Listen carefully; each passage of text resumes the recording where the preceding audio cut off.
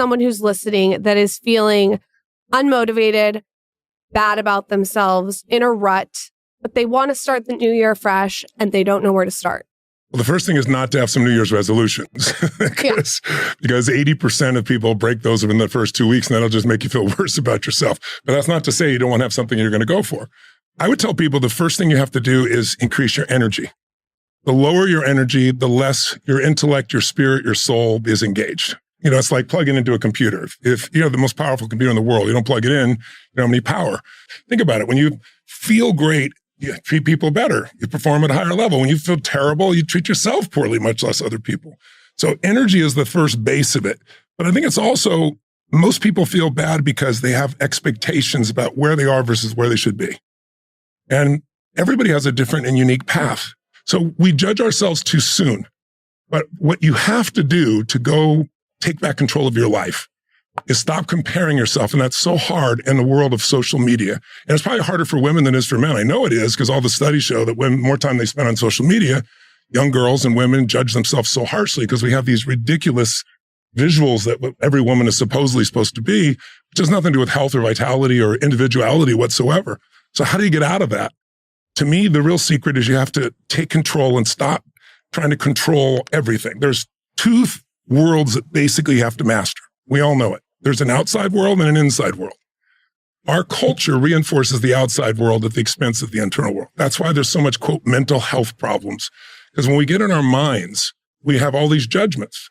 We have all these expectations. But the secret is you can't control the external world, right? You know, I hear people sometimes say, you know, my answer is just let people have their own opinions. And I think, how egotistical is that? They're going to have their own opinions whether you let them or not. You have no power over it. Ego is just fear. We're all afraid we're not enough at times. And when we feel those feelings, we judge ourselves and we judge others, and it creates harshness. But there's an internal world that we can master, that we do have control over. And the way we control it, if I may share with you, is I think there's 3 decisions that everyone listening right now could test out. And those 3 decisions we're making every moment of our life. But we're not always making them consciously. That's the problem. So if you're not making them consciously, you're making them habitually, meaning at a subconscious level, which means you keep living the same problems over and over again. What are those 3 decisions? Decision 1 is, what are you going to focus on? Your entire life is controlled by what you focus on. What you focus on is what you feel. What you focus on is what you experience, not reality. So have you ever had an experience, either one of you, where you thought somebody did something and they were like, you thought a good friend and someone told you something and you thought they took advantage or did something terrible and you got upset, really upset. And then you go to see this person and you find out it wasn't even true. Have you ever had that situation? With my husband all the time. Yeah, I know exactly what you mean. He's not It's happening right now. You never know. So the truth is, when you do that, you feel terrible, but it's because whatever you focused on was real to you. Yeah. Focus equals reality to the individual, even though it's not reality in actuality. Or a simpler way to say it is focus is feelings. And the quality of your life is where you live emotionally. If you got $1 billion or you have 3 beautiful children and a husband or wife that totally adores you, but every day you focus on what to worry about, or you focus on what's not right or what's missing, you're going to be a very unhappy person. It doesn't matter what you have. What matters is where you focus. Now, I'll walk through in a second the 3 decisions you can make about focus that can change your life. But the second decision, once you focus on something, our brain immediately makes another decision. And if you don't take control of it, it's unconscious. So it's the same. What does this mean? Is this the end or the beginning? Is this person dissing me? Are they challenging me? Are they coaching me? Are they loving me? Whatever meaning you give it instantly changes your emotion, and the quality of your life is where you live emotionally. Is this why 2 people can have the same trauma? And I've heard you give this example, but they can have completely different outcomes 100%. Because of the meaning. Because of the meaning and because of what they focus on. Both of those together. Like you can focus, what's wrong is always available. Sure. So is what's right. I'm not talking about positive thinking, I'm about being intelligent. But the meanings, if you think this is the end of a relationship, are you going to behave the same way as if you think it's the beginning of a relationship? No way. I often tell people, if you don't want this to be the end of your relationship, pretend and act like it's the beginning of a relationship, there won't be an end, right? Because people behave radically differently. So meaning equals emotion. Emotion's your life. What's the third decision? Well, once you have an emotion, it controls your decision-making. So if this meaning makes you angry, if the meaning makes you playful, obviously what to do is going to be a different answer based on the emotion. So those 3 decisions control your whole life. And I'll give you some practical examples for the people that are listening right now or watching, I guess. I'd like to have you all answer for yourself, and ask you both as well, if I may. What do you tend to focus on more? What you have or what's missing? And before you answer, what do you think most people's answer is? And then I'd love to hear your answer. Most people's answer. Now, we all focus on both, right? But which do you tend to focus on significantly more? I think most people focus on what's missing. I have trained myself to focus on what's more. I don't think that's a natural human state. You are spot on. Okay, I've learned a lot of books. Awaken the Child. I mean, I've read a lot of books. I've done a lot of tapes. I've tried to focus on what's better. Yes. I tell people all the time that listen or watch this show, we've been doing it close to a decade.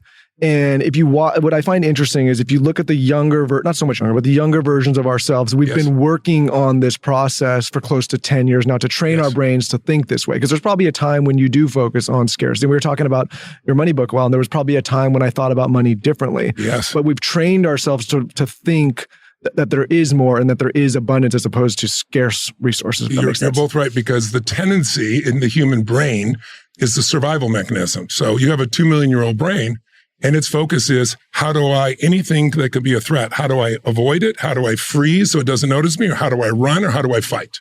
Right? Those are your choices. And when you're in that survival brain, that's how people respond.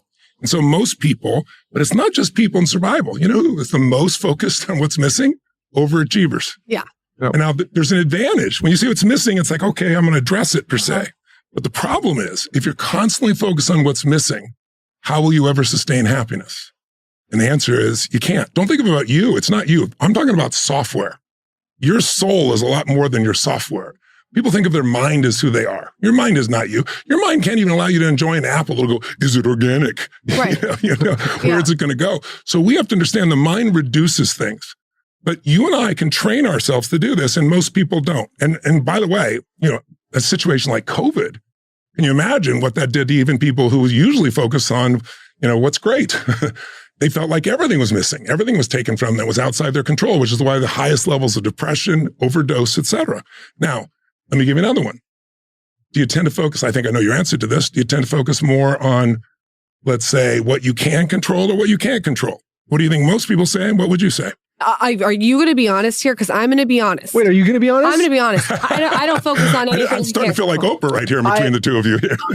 Focus on nothing. We brought you here for some couples therapy. You've got to be honest. No. I know I am hardwired to focus first on the things that I can't, but I've done my damnedest over the years to train myself to focus on what I can control. That's been the exercise, right? If I'm being super honest, I think most it's like building a muscle. Yeah, and I catch myself now when I start focusing on things that I have no control over, switching back to saying, okay, let me compartmentalize that. And how do you do that? So just because listeners might find that valuable. I do it by realizing that it's fruitless to think about things that I can't control, and that all I can do is really set myself up to take on the things that I can. That's great. But it's not something that comes natural to me. I think we're all hardwired. Yes. Right. And I probably follow a pattern of, relatives that, maybe stress and overanalyze things, not to pass any blame. I'm aware of just like some of the upbringing, some of the Lauren calls it, what do you call it?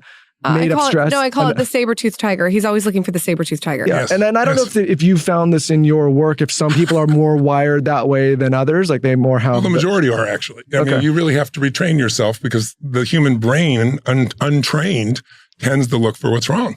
And we have a negative bias is where it starts. That's why the media, there's nothing wrong with the media, but most of the media, we all know, if it bleeds, it leads. Right? Why is the media so negative? It's not the media negative. They're a business. And their job is to take care of shareholders, not you. And so their job is to get as much attention as possible. And we all know it gets attention is something that's going to upset you faster than something that makes you feel good. Yep. Right? That's why there are very few feel-good stories and there's so much pain. So that's the tendency. Now, what about for you? I noticed that when I focus on what I can't control, it's first thing in the morning. Interesting. And so because you have 2 young children like I do? I have one. I think you just wake up in the morning and your brain wants to go all these weird places. Okay. So I try to wake up now and push that out with what I'm grateful for. Well, but it's a practice. Tell me if you think this is the wrong analysis, and who better to ask.